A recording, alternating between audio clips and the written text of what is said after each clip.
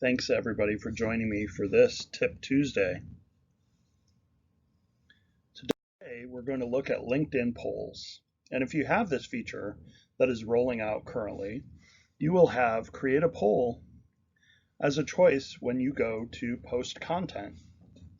You can create up to 4 choices and then put this out to your network.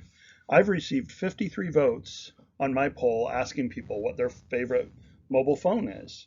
And I've engaged with my audience by giving them 3 choices: Apple, Samsung, or the Google Pixel phone.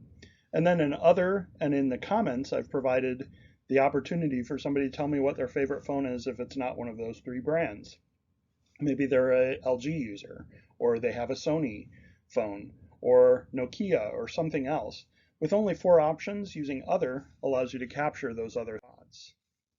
And then as the LinkedIn user that posted the poll, I can see with my network who responded, how they responded, and this works whether they're a first, second, or third degree connection to me. So they don't have to be within your network to respond to your poll. I can see that I have 29 people that are fans of Apple phones, and I can see here that 15 people within my network are Samsung fans. So if you ask a question that's related to maybe something you sell or something that you offer to your network, you get that information immediately and can drill down to the individuals within your network or even outside of your network and how they responded. Thanks again for joining us.